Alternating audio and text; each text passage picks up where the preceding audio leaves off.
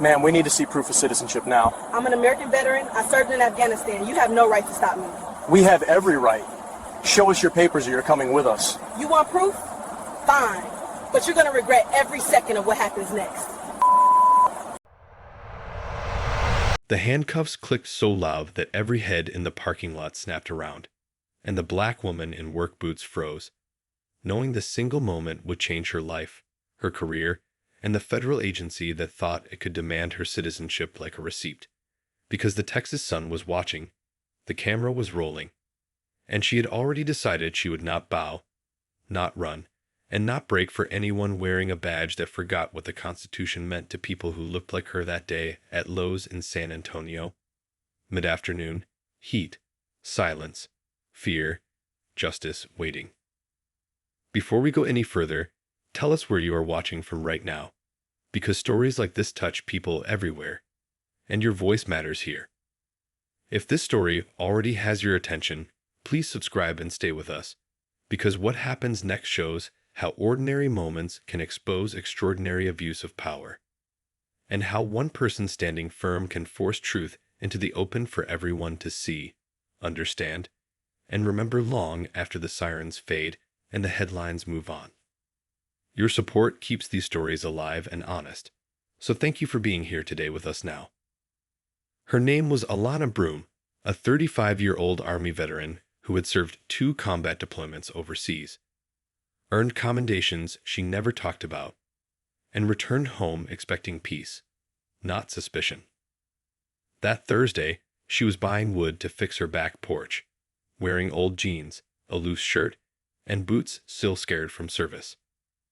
Nothing about her looked illegal, threatening, or suspicious, except the fact that she was black, confident, and alone in a wide-open lot under a burning sky where authority often felt entitled to question her existence without cause, warning, or permission from anyone but itself.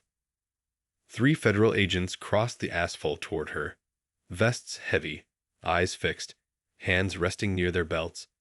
Moving like this stop was routine. The lead officer, a man named Cole Rayner, spoke first, demanding proof of citizenship without explaining why. Alana stood still, hands visible, voice calm, asking what law she had broken.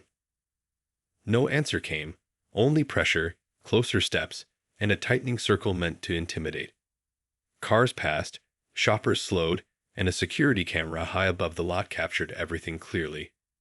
From the sun glinting off badges to the quiet strength in her posture that refused submission or fear. When Alana said she was a citizen and a veteran, the response was dismissive, as if truth needed permission to exist. Rayner stepped closer, voiced hard, telling her compliance would make things easy. She answered once, clearly, that rights were not optional. That sentence changed everything. A hand grabbed her arm, plastic cuffs closed, and the line between questioning and arrest vanished. Witnesses stopped, phones rose, and Alana said loudly that she was not resisting, only refusing an illegal order. Her words floated across the lot, steady, documented, and impossible to erase later, no matter who tried to rewrite them. Heat pressed down as they walked her toward a dark SUV, telling her she was only being processed. Alana asked what crime she was accused of, and no charge was named. That silence spoke louder than shouting. Her training kept her focused, breathing even, steps measured, eyes noting faces, angles, and the camera watching. She refused to enter the vehicle, standing firm without struggle, saying again she would not volunteer for an unlawful detention. The crowd grew, uneasy murmurs spreading as authority hesitated, unsure how to proceed when watched, recorded, and challenged by someone who knew the rules well. Enough. A radio crackled, cutting through the tension, and a supervisor's voice ordered the agents to stand down. The shift was instant, confidence draining from their faces. The cuffs came off, roughly, leaving red marks on her wrists. No apology followed, only retreat. Alana did not celebrate. She stood quietly, grounded, letting the moment settle into memory. She knew what had happened was bigger than her pain. It was evidence. Names were noted, times remembered, and footage secured by strangers who felt the wrongness of what they had seen. The agents left, and the lot slowly returned to motion, but nothing. Nothing felt normal after that. Alana sat in her truck, hands shaking, anger and clarity mixing together. She called a civil rights lawyer she trusted, describing every detail while it was fresh. The lawyer listened, asked precise questions, and said this case mattered. Not because of money, but because unchecked power thrives on silence. Alana looked back at the store, the camera, and the space where she stood. She decided then that she would not let this fade. She would fight, document, and force answers from everyone who failed her that day, without fear, delay, or compromise, no matter how. How far that decision would reach, she did not yet know. What started as a routine errand had become a test of citizenship, law, and dignity. The agents believed they could walk away. They were wrong. The footage, the witnesses, and the clear lack of cause would follow them into courtrooms, headlines, and careers. Alana's story was no longer just hers. It belonged to every person ever asked to prove they belonged. And this was only the beginning of a fight that would end with a jury, a verdict, and consequences no badge could escape, once truth stood up fully. By the next morning, the video from the parking lot was already spreading, passed from phone to phone, shared in group chats, and replayed by people who recognized the look on Alana Broom's face, the calm that hides anger, the discipline that comes from knowing panic helps no one when power presses down without reason. The footage was clear, uncut, and brutal in its simplicity. 3 federal agents. 1 black woman. No crime. No explanation. Just a demand backed by handcuffs and silence when questions were asked. Alana did not watch the video again. She didn't need to. Every second was burned into her memory. What mattered now was control. She met her attorney, a sharp civil rights lawyer named Renee Calder, in a quiet office downtown. Renee did not waste time on comfort. She laid out facts, timelines, and law. Federal agents could not detain someone without reasonable suspicion. They could not demand proof of citizenship from a person not near the border without cause.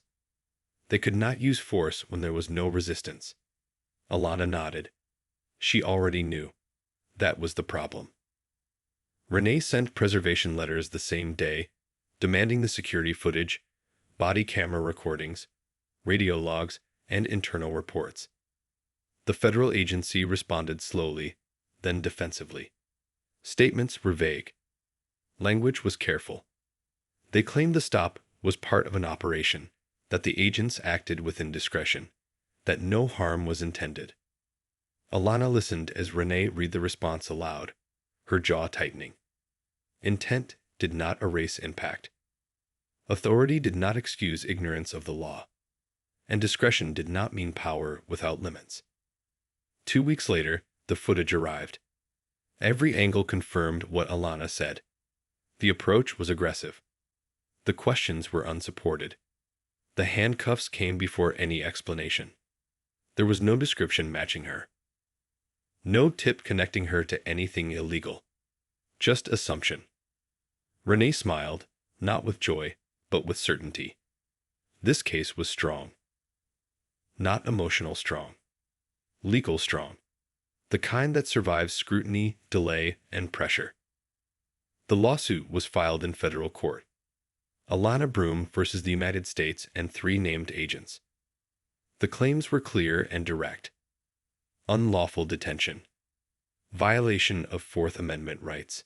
Excessive force. Racial profiling. The complaint did not exaggerate.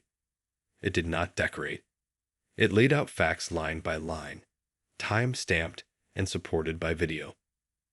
Alana's military record was attached, her service history, her discharge papers, proof she never should have been asked for proof at all. The response was swift. Government attorneys asked to settle. The first offer was small, almost insulting. Renee didn't counter. She laughed and closed the folder. Alana felt no satisfaction, only resolve. This was not about walking away quietly. It was about making sure this never happened again without consequence. When the second offer came, larger but still dismissive, Renee said no again. The case was moving forward. Depositions followed. The agents were questioned under oath. Cole Rayner struggled first.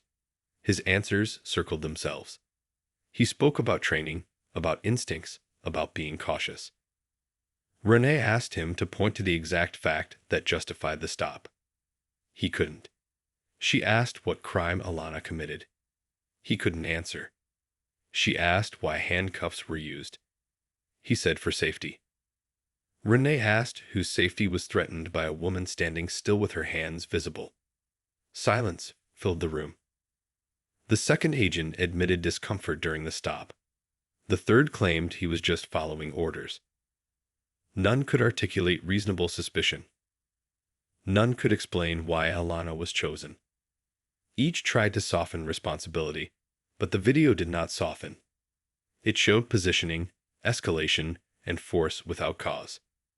It showed hesitation only when witnesses gathered. It showed compliance only when a supervisor intervened. Truth does not bend under pressure when it is recorded. As the trial date approached, attention grew. Veteran groups reached out to Alana, offering support. Civil rights organizations asked to observe. Media requested interviews. Alana declined most of them. She did not want to perform pain. She wanted accountability. She prepared quietly, reviewing testimony, walking through questions, grounding herself in facts. Renee warned her the defense would question her tone, her refusal to comply, her confidence.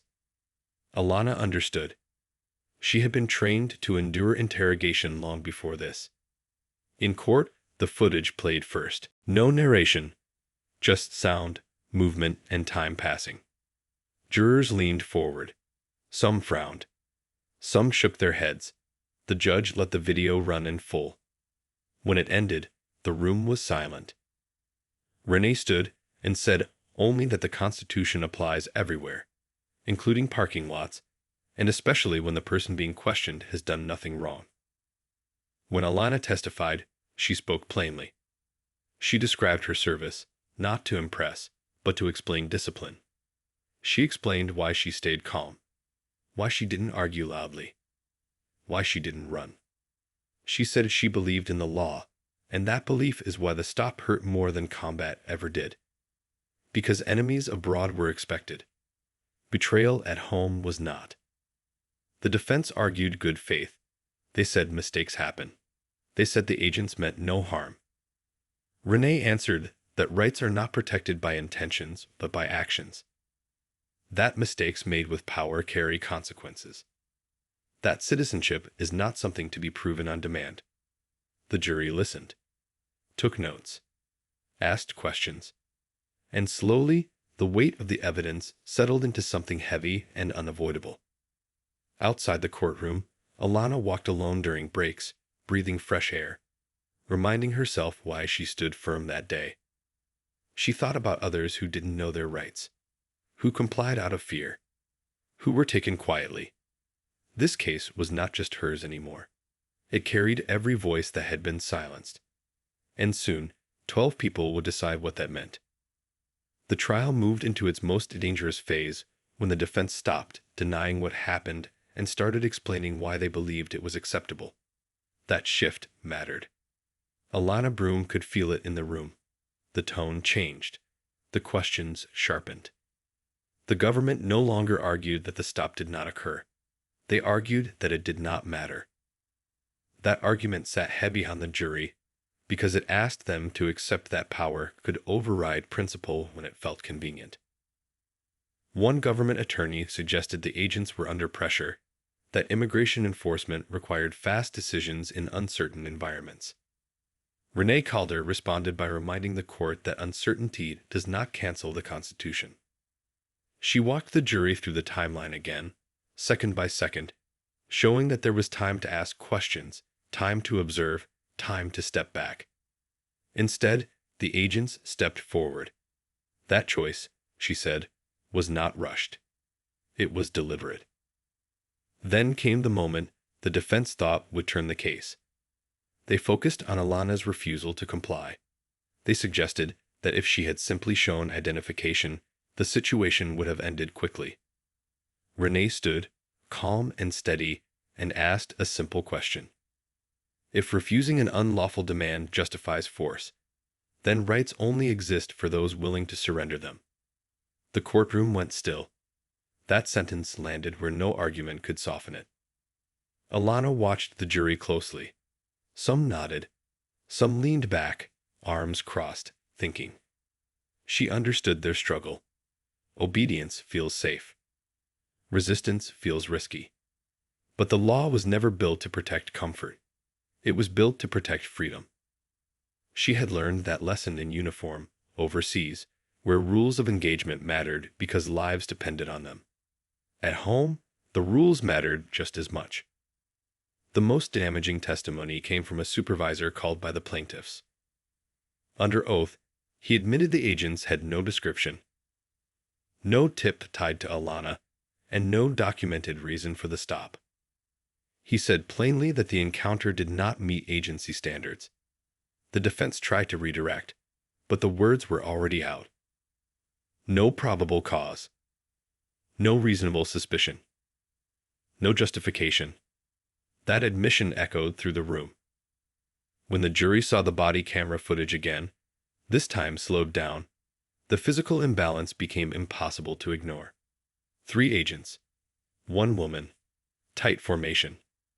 Escalation without explanation. Handcuffs applied while questions went unanswered. The jurors watched Alana's posture, calm but firm, and the agent's grip tighten anyway. It was not chaos. It was control being misused. Closing arguments took an entire day. Renee spoke last. She did not raise her voice. She did not dramatize. She said this case was not about immigration policy, politics, or fear. It was about limits. About whether a badge erased accountability. About whether a black veteran could stand in a parking lot and expect the same rights as anyone else. She reminded the jury that the camera did not lie, and that the law did not bend based on who was questioned. The jury deliberated for 6 days. 6 long days where Alana tried to live normally. She fixed her porch. She cooked meals. She slept lightly. Every unknown number made her heart jump.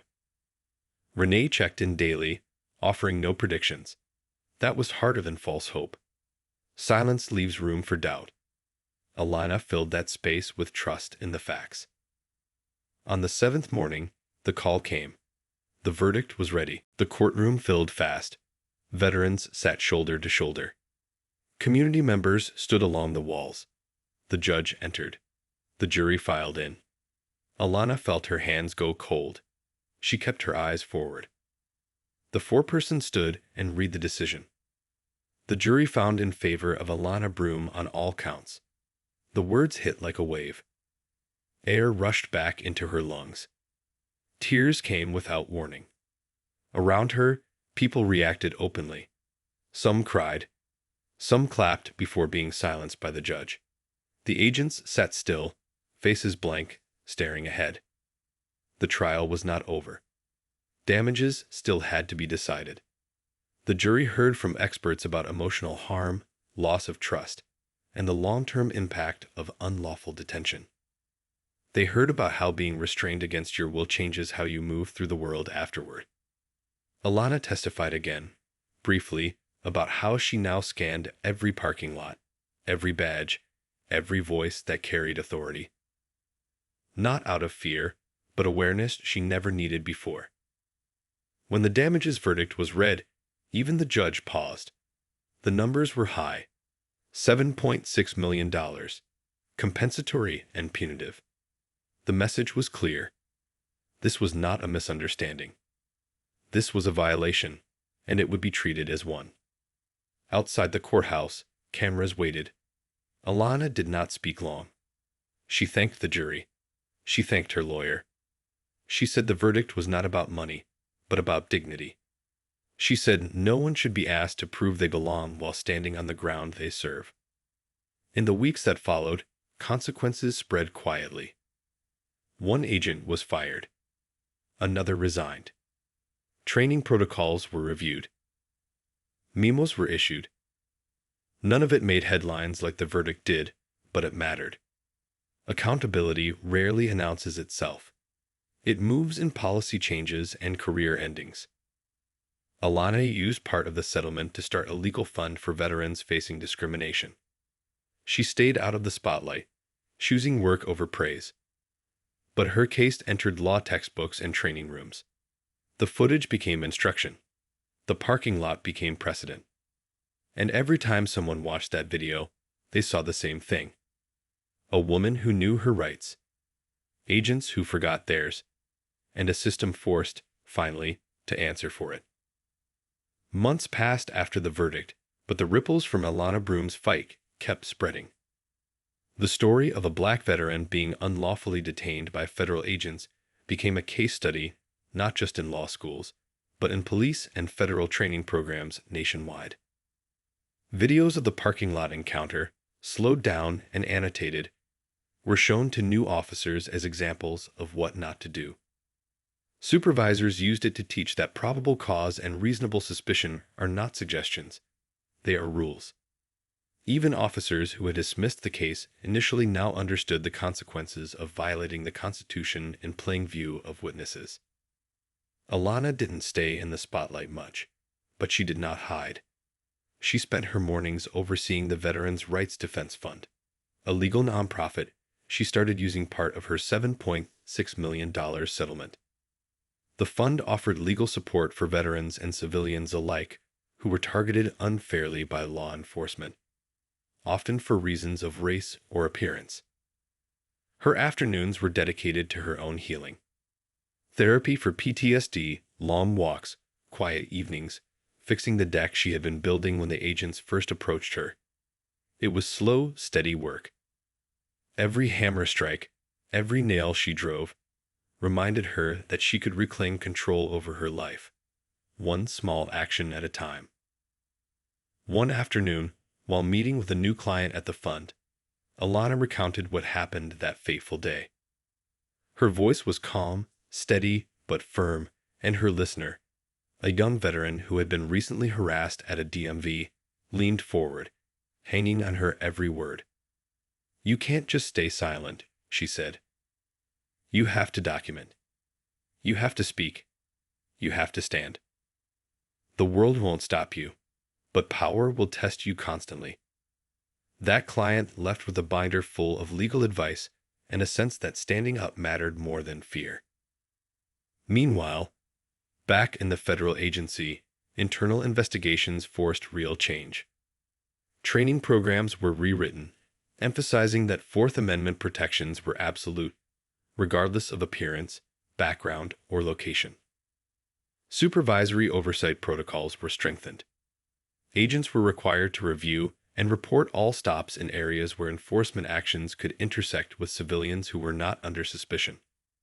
Hayes, the lead agent in Alana's case, had been terminated. Morton resigned, and Lynn was moved to a desk position far from fieldwork. The agency hoped the public would forget, but Alana's case made it impossible. Evidence remained, documented, and replayed endlessly in trainings, media reports, and advocacy workshops. Alana herself testified at multiple conferences, not to relive trauma, but to show what vigilance and courage could achieve. She explained that her military service had trained her to anticipate threats, stay calm, and act strategically. But no training should be needed to prevent unlawful detention at home. She said clearly, "Your rights exist whether you fear their violation or not. They do not disappear because someone else wears a badge or thinks they have authority over you." Her story also resonated with the public in unexpected ways. Civilians, students, and community activists reached out, asking for copies of her testimony or for her advice on interacting safely with law enforcement. She reminded them to remain calm, keep hands visible, document everything, and request counsel if necessary. These lessons spread beyond veterans, showing ordinary people how to protect themselves when power misused its authority. The legal community paid close attention too. Alana's case set a precedent in Texas and caught the attention of civil rights groups nationwide. Lawsuits against federal officers claiming qualified immunity were increasingly scrutinized, and attorneys cited her case in arguments to show that the law applies equally to all. Judges referenced the parking lot video as undeniable proof of unconstitutional action and a roadmap for accountability. But beyond the courts, Alana's fight had personal meaning. She visited her mother's house in the outskirts of San Antonio one evening and reflected on how ordinary her day had been before the stop. Buying lumber for a deck, sunshine, routine. And yet, a single encounter had forced her to take extraordinary action. She realized the victory wasn't just financial. It was cultural, educational, and moral. It proved that standing up, even when afraid, mattered, and that one person could hold power to account when the system failed. She thought back to the handcuffs pressing against her wrists, to the oppressive heat, to the agent's aggressive formation, and to the courage it took not to flinch. That moment had tested every skill she had learned in Afghanistan, every lesson in discipline, observation, and control. And when the verdict came, she had felt vindicated, not just for herself, but for every person told to comply silently. The final layer of change came quietly but firmly. Community members in San Antonio, once hesitant to intervene when authority overstepped, now felt empowered to record encounters and assert their rights. Training videos based on Alana's experience were incorporated into neighborhood legal workshops. Veterans, seeing her speak, understood that courage at home required the same clarity and preparation as courage in combat zones. And federal agencies, forced to update their procedures, began to acknowledge publicly that procedural errors, unchecked authority, and racial bias had no place in lawful enforcement. The parking lot at Lowe's remained the same physically. The asphalt cracked, the sun still beat down, and people continued with their errands. But in the digital record, the memory of that moment stayed alive in high-definition footage. Every time the tape was shown, every time it was analyzed in training, it reminded viewers that accountability was possible, that justice, though delayed, could be achieved, that standing firm, even in the smallest space, could produce extraordinary consequences. Alana Broom's life moved forward, measured and purposeful. She spoke at schools, nonprofits, and conferences, always emphasizing clarity, preparation, and courage. She encouraged others not to rely solely on law enforcement to act ethically, but to understand and assert their rights. And every time someone asked her if the fight had been worth it, she replied simply, yes, because if we do not stand, nothing changes. If we do stand, everything can change, even a parking lot in San Antonio under a scorching sun.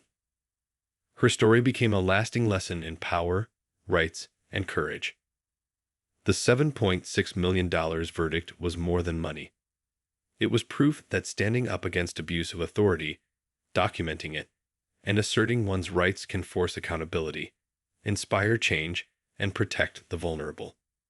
Veterans, civilians, and lawyers still reference her case today, teaching the next generation that freedom is defended not just on battlefields abroad, but on sidewalks, in parking lots, and in every interaction where authority oversteps its bounds. And in the quiet moments when she returned to that deck she had built, hammer in hand, Alana felt the full weight of what she had achieved.